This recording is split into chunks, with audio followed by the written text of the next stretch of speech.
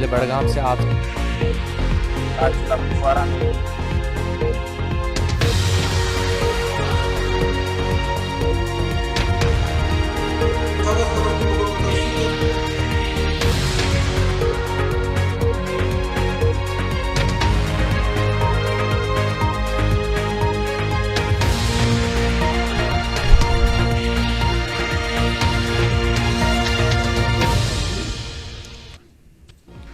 Programme 7 से 8 में आप सभी का बहुत बहुत खैर मकदम। आप देख रहे हैं न्यूज़ वादी कश्मीर का वाहिद और पहला टीवी चैनल है। इनको देखने के लिए आप अपने मकामी केबल ऑपरेटर से भी रब्ता कायम कर सकते हैं। आपको बता दें कि आज के प्रोग्राम में जहां पर हम सियासी खीमे में बैठे हुए लोगों से बात करते हैं और अहम मौज़ूआत इस प्रोग्राम में उठाए जाते हैं, लेकिन अवाम की पुरअसरार मांग पर आज हमने इस प्रोग्राम में कश्मीर की बल्कि इस मुल्क की ऐसी बेटी को दावत दिया है जो कि सिर्फ 15 साल की है और ऐसा प्रोग्राम जो कि नेशनल नहीं बल्कि इंटरनेशनल पर चला जाता है, कौन बनेगा करोड़पति, उसमें अपना नाम जो है नंबर 1 पर लाया है। 15 साल की ये बच्ची जम्मू कश्मीर की जिसका नाम प्रिया कौर है और बागात बरजला श्रीनगर की रहने वाली है।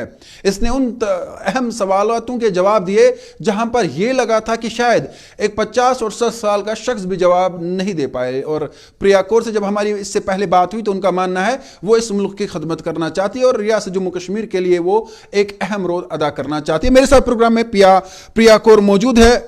प्रिया कौर जी, सबसे पहले मैं आपको आदाब, नमस्कार और सत श्री अकाल करूंगा।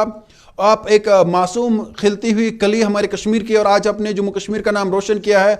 आपसे मैं जानना चाहूंगा, जब आपने ये प्लान बनाया कि आप कौन बनेंगे करोड़पति के लिए नॉमिनेट हुए, उस वक्त कैसा लगा आपको?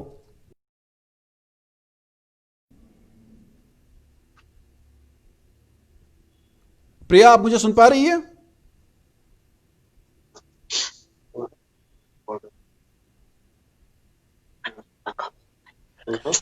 आप मुझे सुन पा रही है प्रिया जी? और अभी उन तक हमारी आवाज़ नहीं आ रही है। जो ही उन तक हमारी आवाज़ पहुंचेगी हम ज़रूर उनसे बात करेंगे। प्रिया कौर जो कि श्रीनगर के बागात बरजला की रहने वाली है, इन्होंने कौन बने करोड़पति के जो प्रोग्राम होता है, एक अहम प्रोग्राम, उसमें 25 लाख रुपए जो है जीते हैं।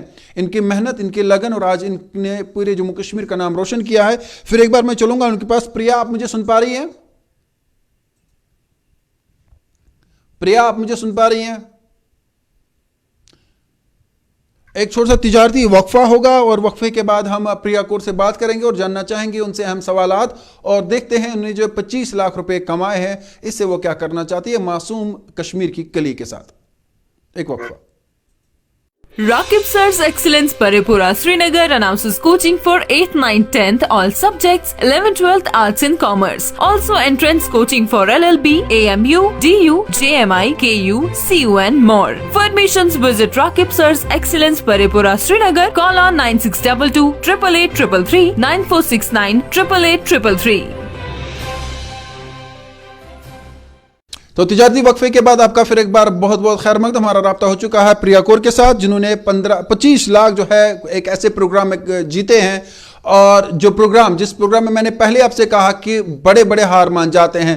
प्रिया जी, सबसे मैं आपसे जानना चाहूंगा, आप कश्मीर की कली और जम्मू कश्मीर का नाम ही नहीं बल्कि पूरे मुल्क का नाम आपने रोशन किया और सबसे छोटी बच्ची जिसकी उम्र सिर्फ 15 साल है और इतने बड़े प्रोग्राम में जाना और इतने बड़े बड़े सवाल जिनका जवाब देना बड़ों के लिए मुश्किल है। सबसे पहले मैं आपसे जानना चाहूंगा, जब आपने कौन बनेगा करोड़पति के लिए आप नॉमिनेट हुई थी, उस वक्त आपकी क्या फीलिंग्स थी कि आप जाना है, कितने खतरनाक सवाल होंगे, क्या आपकी फीलिंग्स थी, जरा वो शेयर करें। सर, फर्स्ट ऑफ ऑल आपको मैं गुड आफ्टरनून कहना चाहूंगी। और केबीसी की फीलिंग के बारे में अगर मैं बात करूं तो वो यही रहेगी कि मैंने कभी भी ड्रीम नहीं किया था कि मैं केबीसी में जाऊंगी, पर जब मैंने इसमें फर्स्ट राउंड में पार्टिसिपेट किया, वो क्लियर होता गया, राउंड आफ्टर राउंड क्लियर होता गया, तो बहुत ज़्यादा खुशी हो रही थी मन में। और जब मुझे पता चला कि मैं सेलेक्ट हो गई हूँ, मुझे केबीसी में जाना है, अब वहाँ पे अमिताभ बच्चन सर से मिलूंगी, तो ये तो नहीं था कि बड़े बड़े सवाल आएंगे, बट कहीं ना कहीं ये था कि मैं इतने बड़े शो में जा रही हूँ, अमिताभ बच्चन सर से मिलने का मौका मिलेगा, वो बहुत ज़्यादा खुशी का मौका था मेरे लिए। तो जब आप उस सेट पे बैठे, उस कुर्सी पे बैठे, उससे पहले लेकिन एक सवाल करूंगा कि जो आपके पेरेंट्स है, जब आपका नाम नॉमिनेट हुआ कि आपको जान, तो पेरेंट्स ने क्या कहा? उन्होंने कहा कि नहीं आप जाओ, या कहा आप तो जीत नहीं पाएंगे, क्यों जा रही है वहां पे? पेरेंट्स ने क्या कहा? सर, मेरे जो मम्मा थी उनको स्टार्टिंग से ही पता था कि मैं इसके लिए अप्लाई कर रही हूँ, बट मैंने पापा को तब बोला जब मैं सिलेक्ट हो गई थी, जब मेरी टिकट्स रेडी हो गई थी, because I wanted to surprise my father. और जो मेरे दोनों पेरेंट्स थे, मम्मा पापा, वो बहुत ज्यादा खुश हुए सर, उनका खुशी का ठिकाना नहीं था। और दे were just thanking Waheguru ji कि उन्होंने मुझे इतनी बड़ी अपॉर्चुनिटी दी। और ये बिल्कुल भी नहीं कहा मुझे कि तुम नहीं जीत पाओगी। इनफैक्ट वो बोल रहे थे कि तुम कर लोगी, तुम आराम से कर लो, वो बस यही बोल रहे थे मुझे। अच्छा, जब आप उस कुर्सी पे बैठे सामने अमिताभ बच्चन थे, क्योंकि कभी कभी ना ऐसी पर्सनालिटीज को देख के डर भी लगता है। जब आप उस कुर्सी पे बैठे तो क्या फीलिंग्स थी आपकी कि पहला सवाल होगा, इतना खतरनाक होगा, या जो आपकी फीलिंग्स है वो जरा शेयर करें। सर सवालों को अगर मैं साइड में रख दूं, मैं जैसे ही उस कुर्सी पे बैठी, there was a sigh of relief for me, because FFF से हॉट सीट पे आने का सफर सबसे ज्यादा मुश्किल होता है, क्योंकि इतना छोटा सा सफर होता है, वो कुछ कदमों का, पर वो 1 सेकंड 2 सेकंड की वजह से वो पूरा नहीं हो पाता। जब मैं हॉट सीट पे आई, I was feeling ecstatic at that time, I was feeling relieved, क्योंकि मुझे बहुत ज्यादा खुशी हो रही थी कि एटलीस्ट मैं हॉट सीट पे आ गई। और अमिताभ बच्चन सर के सामने मुझे बिल्कुल भी डर नहीं लगा, क्योंकि वो वैसी पर्सनालिटी हैं जो एक दूसरे व्यक्ति को, जो भी पार्टिसिपेंट होता है, जो भी कंटेस्टेंट होता है, उसको बहुत ज्यादा कंसोल कर देते हैं, बहुत ज्यादा यूज टू कर देते हैं, बहुत रिलीव कर देते हैं उनको। राइट। अच्छा, जो सबसे पहला सवाल आपसे पूछा गया था, क्या अभी आपको याद है कौन सा सवाल था और उसका जवाब आपने क्या दिया था? जरा अमिताभ बच्चन ने कैसे बात की और आपने कैसे जवाब दिया वो बता दीजिए। सर सबसे पहले जैसे ही मैं हॉट सीट पे गई, अभी के मेरी इमोशनल, तो सर ने मुझे बोला कि अब रोने के ये आंसू आंसू बहाने के दिन गए, अब आपको तो हमारे साथ ये खेलना है, केबीसी खेलना है। तो फर्स्ट सवाल जो मुझे आया वो था कि इनमें से किस हिंदी शब्द का अर्थ टीचर नहीं होता है। ऑप्शन 1 जो था वो था अध्यापक और आचार्य और शिक्षक और सहपाठी, तो उसका आंसर था सहपाठी। तो वो मुझे अभी भी याद। अच्छा, ये मुझे बताइए, जो जब आपने पहले सवाल का जवाब दिया उसके बाद आप 25 लाख रुपए तक पहुंचे, तो बीच में कोई ऐसा सवाल आया, ऐसा कोई क्वेश्चन है जहां पे आपको डर लगा कि अब तो यहां मैं जवाब नहीं दे पाऊंगी, या लाइफ लाइन होता है, फोन ऑफ फ्रेंड होता है, ऐसा कोई मौका है बीच में? सर मैं आपको पूरा डिटेल में बताना चाहूंगी अपनी कौन सी लाइफ लाइन मैंने कहाँ यूज की। सर मुझे क्रिकेट में खासा इंटरेस्ट नहीं है, मैंने कभी आईपीएल मैच नहीं देखा, बट मुझे 20,000 का सवाल आ गया कि जूही चावला इज द को owner of which of this IPL team. तो मैंने उस पर फ्लिप द क्वेश्चन इस्तेमाल किया, क्योंकि मुझे उसका आंसर नहीं पता था। 50-50 मैंने 640 पे यूज किया। और जो मेरी 2 लाइफ लाइन थी, एक्सपर्ट और फोन फ्रेंड, दोनों मैंने 25 लाख पे यूज की, बिकॉज जो एक्सपर्ट का आंसर था वो गलत था, और जो मेरे फोन फ्रेंड वाला आंसर था, उन्होंने मुझे सही आंसर, जिनका नाम डॉक्टर जसविंदर सिंह है, उन्होंने मुझे सही आंसर दिया। अच्छा, और एक सवाल आपसे पूछना चाहूंगा, क्योंकि अब आपने सोचा होगा आगे जाने के लिए, हम तो आपको ये कहते हैं कि आप कश्मीर की कली है और आपने जम्मू कश्मीर का नाम ही नहीं बल्कि पूरे मुल्क का नाम रोशन किया है। आपकी फ्यूचर प्लानिंग्स क्या है, लाइफ में क्या बनना चाहती हैं आप, और जम्मू कश्मीर के लिए क्या करना चाहती है? सर मेरा बचपन से ही यही सपना रहा है कि मैं बड़े होकर एक आईएएस ऑफिसर बनूंगी। आईएएस ऑफिसर ही इसलिए क्योंकि मैं अपनी सोसाइटी को सर्व करना चाहती हूँ, कश्मीर को सर्व करना चाहती हूँ, लोगों को सर्व करना चाहती हूँ। मेरा सपना है कि मैं एजुकेशन के तौर, मतलब लोगों को ज्यादा एजुकेट करने पे, गर्ल एजुकेशन के लिए भी ज्यादा काम करना चाहती हूँ। तो ये मेरे सपने हैं जो मुझे लगता है आईएएस ऑफिसर बन के पूरे हो सकते हैं, तो मुझे आईएएस ऑफिसर बनना है। जी प्रिया जी, और एक सवाल पूछना चाहूँगा कि क्योंकि अभी आपकी एज बहुत कम है, लेकिन जो हम आपको देख रहे हैं, जिस तरह से आप बात करते हैं, काफ़ी मैच्योर और काफ़ी आप में लगता है कि आप काफ़ी इंटेलिजेंट है, और हम उम्मीद करेंगे कि आप आईपीएस या आईएएस जो भी आप बनना चाहते हैं, आप उस अपने मकासद में कामयाब हो। वुमेन्स एम्पावरमेंट या ख़वातीन के हुकूक़ की अगर हम बात करें, सबसे पहले वुमेन्स एम्पावरमेंट की हम बात करते हैं, तो हम देखते हैं जम्मू कश्मीर में हमारी जो बच्चियाँ है वो काफ़ी पीछे हैं। पेरेंट्स भी कहते हैं कि ऐसे प्रोग्रामों में नहीं जाना है, या कोई चूर हो आर्मी की तरफ से, पुलिस की तरफ से, या यूटी गवर्नमेंट की तरफ से, तो बच्चियों को पीछे रखा जाता है। लेकिन अगर आपका बच्चा हो, लड़का हो, तो उसे कहा जाता है नहीं आप आगे जाए। तो आप तो एक एग्जांपल अब बनी है हमारे जम्मू कश्मीर के लिए, उस बारे में आप कुछ कहना चाहेंगे कि जो बच्चियां हैं वो वैसे ही हैं जैसे आज हमारे बच्चे हैं? आज तो वो गैप ही नहीं रही है कि ये मेल और फीमेल जो जेंडर है वो गैप रही नहीं है। आज लड़कियां ही हमारे आगे हैं। अगर देखा जाए जो 12th हमारे रिजल्ट्स आए हैं या बाकी क्लास के रिजल्ट्स आते हैं, तो फीमेल से आगे रहती है। इस पर आप कुछ कहना चाहेंगी? सर फर्स्ट ऑफ ऑल मैं ये कहना चाहूंगी, इक्वालिटी की बात हो तो उसमें ना मेल सुपीरियर होता है ना फीमेल सुपीरियर होती है, दोनों दोनों एक ही पायदान पे होते हैं उसमें। और अगर जम्मू एंड कश्मीर की बात करूं तो मुझे कहीं ना कहीं लगता है कि यहाँ पे वुमेन एम्पावरमेंट है, क्योंकि जितने भी मेरी क्लासमेट्स हैं, काफी क्लासमेट्स हैं मेरी जो काफी गेम्स खेलती है, विंटर गेम्स खेलती हैं, खेलो इंडिया के तहत वो जाती हैं, और वो भी एक बहुत ज्यादा बड़ी बात होती है, क्योंकि वो ज्यादातर जो मेरी फ्रेंड्स है वो डिस्ट्रिक्ट श्रीनगर की नहीं है, वो बैकवर्ड डिस्ट्रिक्ट से आती हैं, बट स्टिल वहां पे वुमेन की इतनी एम्पावरमेंट है। मतलब मेरे मॉम, मेरे जितने भी रिलेटिव हैं सारे हाईली एजुकेटेड हैं, मेरी मॉम भी काफी एजुकेटेड है, तो वुमेन एम्पावरमेंट कहीं ना कहीं है। क्योंकि अगर मैं अपने घर की भी बात करूं तो यहाँ पे रादर देन मेल उतना नहीं दिया जाता, पर आपको दिया जाता है कि एक फीमेल होने के तहत नाते आपको ज्यादा एजुकेट होना है। क्योंकि एक जो मैं बताना चाहूंगी कि जो फीमेल है उसको अपने पैरों पे खड़ा होना सर बहुत ही इंपॉर्टेंट होता है। क्योंकि अगर एक वुमेन एजुकेटेड होती है तो वो पूरे के पूरे नेशन को एजुकेट कर सकती है, उसके अंदर एक पावर होती है। अच्छा प्रिया जी, चूंकि हम आपके साथ बात तो जारी करेंगे और जो लोग आपसे बहुत सारे सवाल इस वक्त बराह रास्त प्रोग्राम में पूछ रहे हैं, मैं कुछ सवाल भी आपके सामने रखना चाहूंगा। मैं आपसे ये जानना चाहूंगा, हम देखते हैं कि अगर हम इक्वलिटी की बात करें, बड़ा इंपॉर्टेंट है हमारे जम्मू कश्मीर के लिए जो सिचुएशन, जो हालात यहाँ पे हमारे हैं, और हमारे जो बच्चे हैं जो इस वक्त बाहर नहीं जा पा रहे हैं, जिनको पेरेंट्स रोक रहे हैं इन चीज़ों से, उनके लिए आपकी कोई खास मैसेज होगी? जब प्रिया जी इतने बड़े प्लेटफॉर्म पे जाके इतना बड़ा कमाल कर सकती हैं, आगे आपने अपने फ्यूचर को भी देखना है, और आप 15 साल की उम्र में आपने जो है केबीसी में जाकर जो है इतने अहम सवालों का जवाब दिया। ऐसे लाखों बच्चे हमारे हैं जो आगे नहीं आ पा रहे हैं, उनके पेरेंट्स के लिए आप कोई मैसेज या उनको कुछ कहना चाहेंगे? सर कश्मीर में टैलेंट की भरमार है, कश्मीर में टैलेंट बिल्कुल भी कम नहीं है, बट जो एक चीज जो हम लैक कर रहे हैं वो है एक्सपोजर। क्योंकि मेनली पेरेंट्स का उतना सपोर्ट बिल्कुल रहता ही नहीं है, चाहे वो लड़का हो लड़की हो, बिल्कुल भी किसी भी चीज में, सिर्फ आपको एकेडमिक्स में नहीं, स्पोर्ट में उतना सपोर्ट नहीं रहता। पर मेरे जो पेरेंट्स हैं, मम्मा पापा दोनों ने मुझे इतना सपोर्ट किया, क्योंकि अगर वो मुझे सपोर्ट नहीं करते, मैं ऑब्वियसली मुंबई नहीं जा सकती थी, क्योंकि किसी बड़े के बगैर मैं मुंबई जा ही नहीं सकती थी।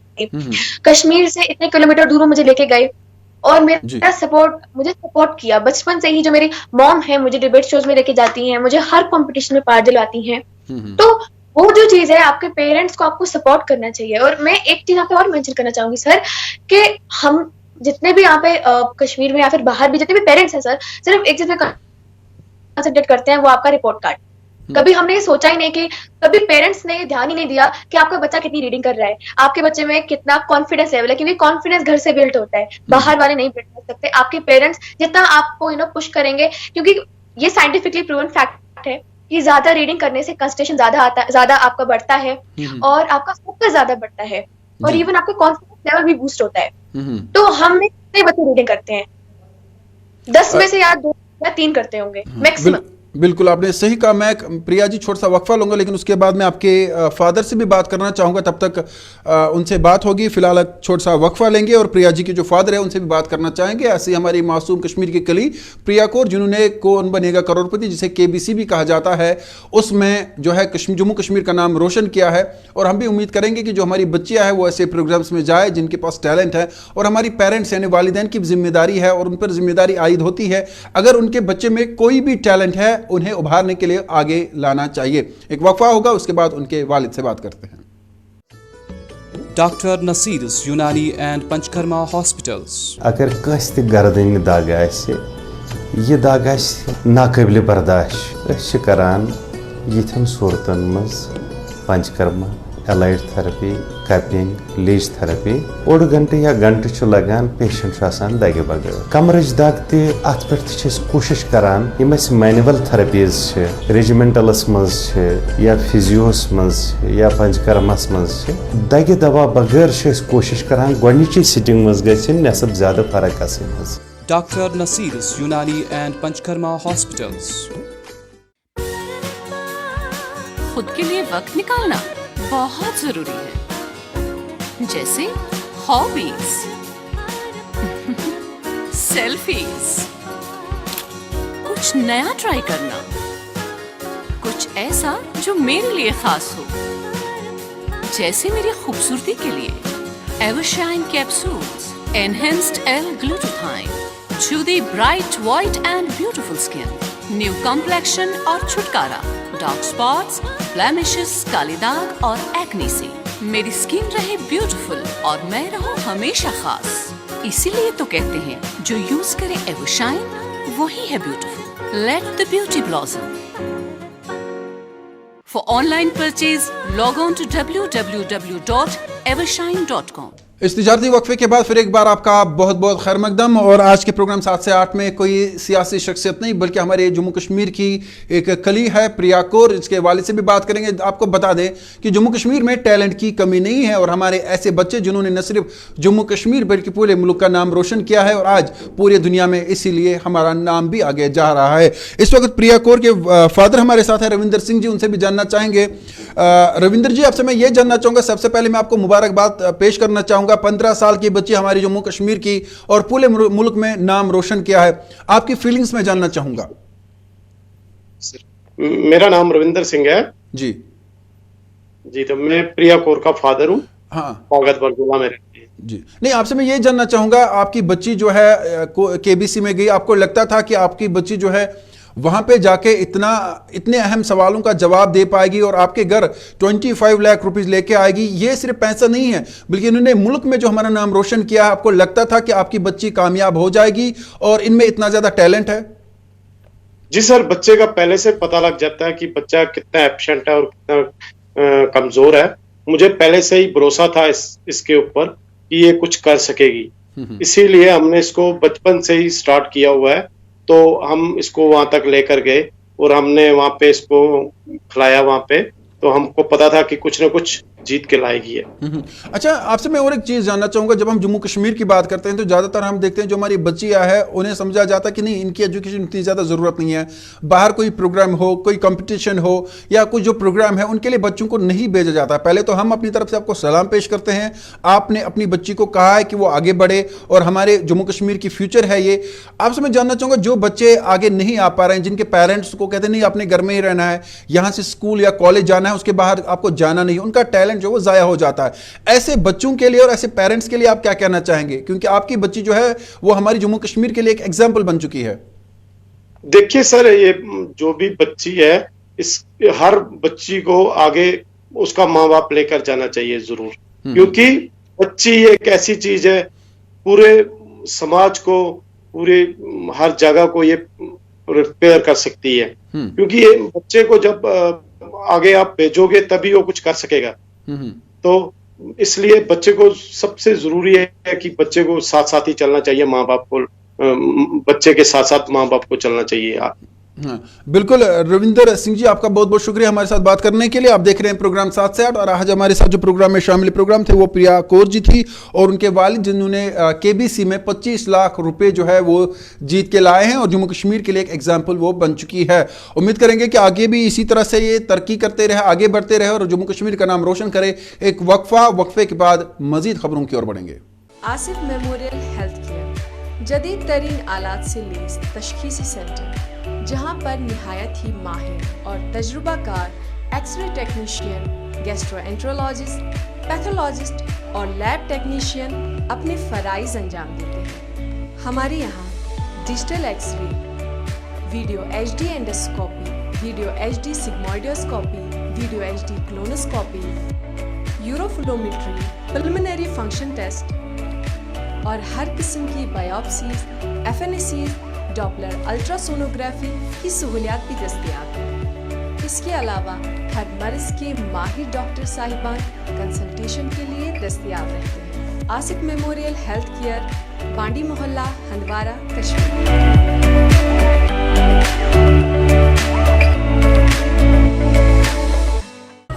First time in North Kashmir, modern machinery-based dyeing, computer and printing press Handwara deals in all types of sublimation printing, multicolor printing, visiting cards, poster making, challan books, GST books, bill books, receipt books, stamp making, lab printing, t-shirt printing, bag printing and much more. Our address is New Bus Stand, Handwara. Our contact numbers are 700-622-7783 and 9596129214.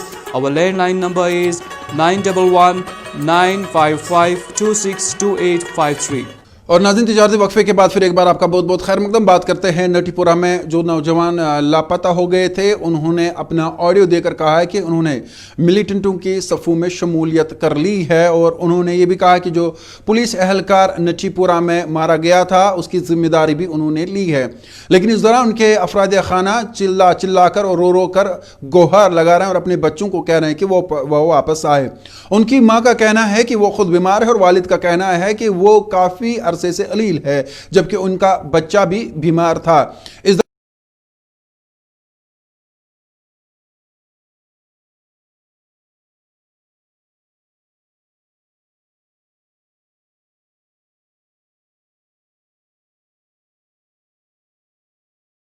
हुए थे और मिलिटेंटों के सफों में शिरकत की थी। उसके बाद उनके अफराद खाना ने वीडियो जारी करते हुए कहा कि वो चाहते हैं कि उनके बच्चे वापस आए।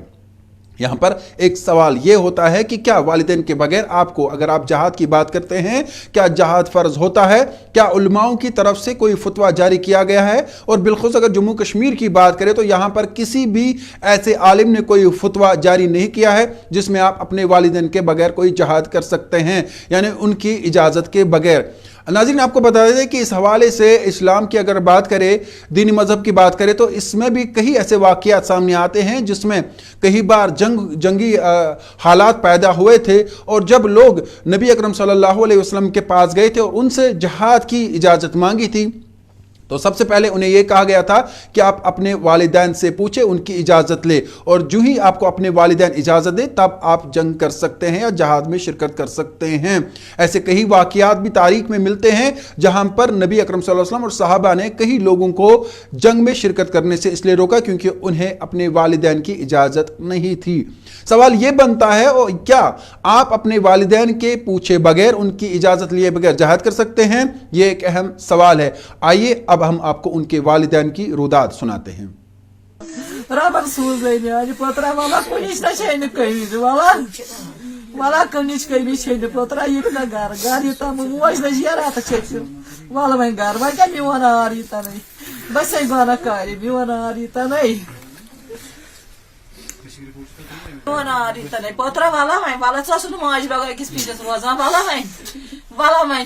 बात शुक्र मैं डाय तान शगान पे ये पत ना 2 बजे दुकानस पे रेतस मे कमरस मे दूर अमिस गो ओतर हम कमरस खबर क्या ये बेमार वह लगो तह तो रेत अन तमान षाड़ित बह गयस पुलिस तम तिहद शुक्र गुजार तम मदद अत मज तम कर मदद पुलिस गयस तिहद शुक्र गुजार तुम मे गोबरा जरूर घर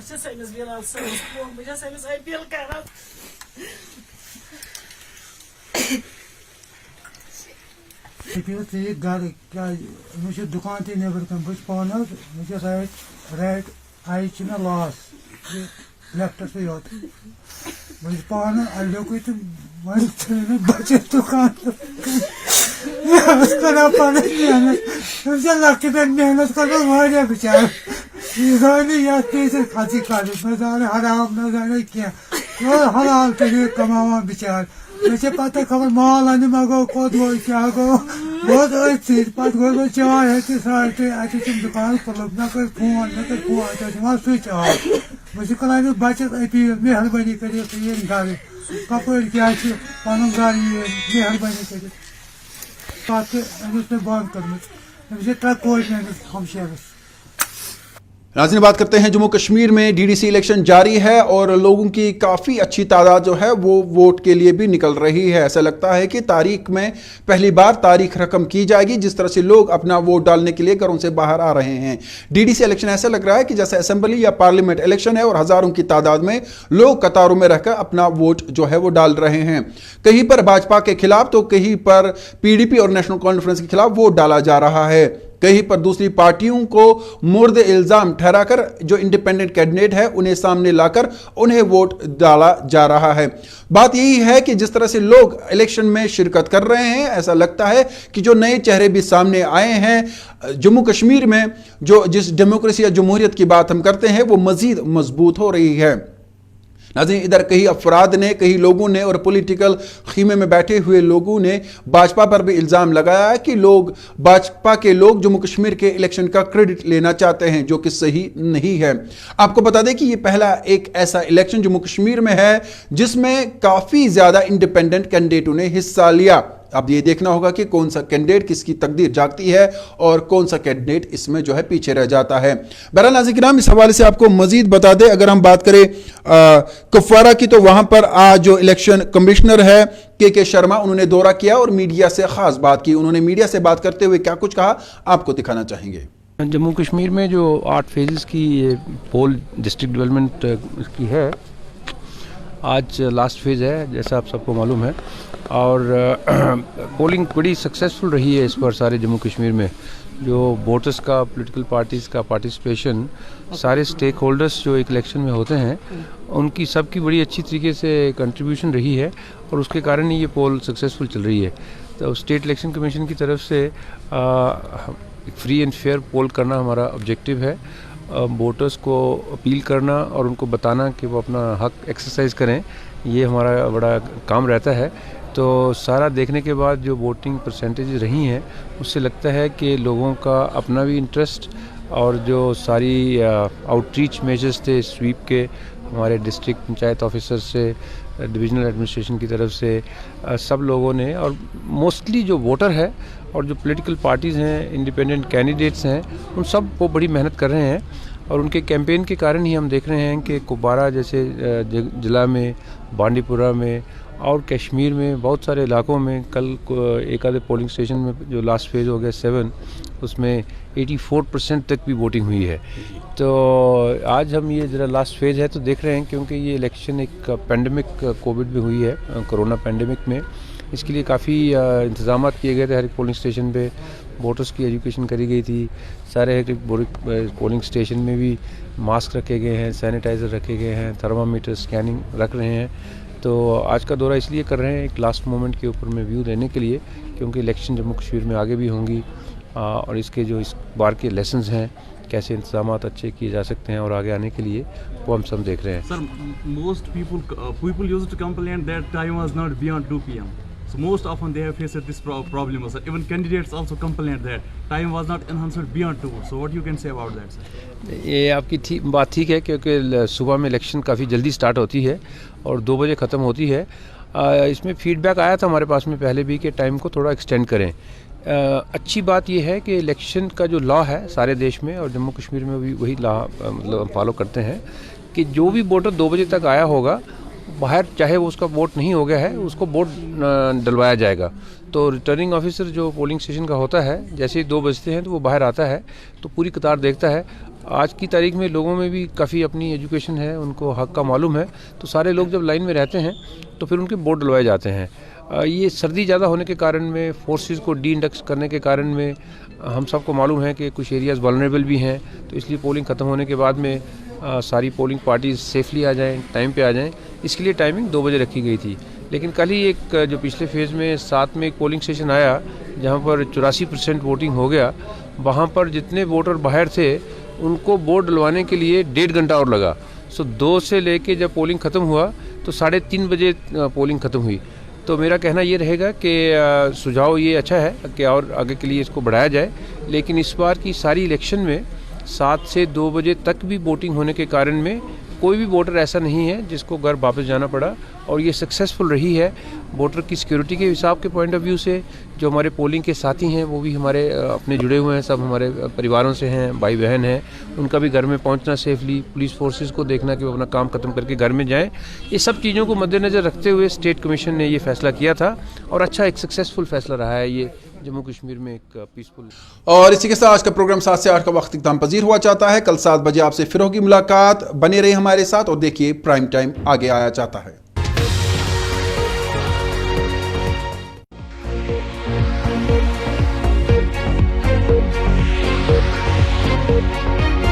बारामूला में बिल्कुल जिले बड़गाम से आप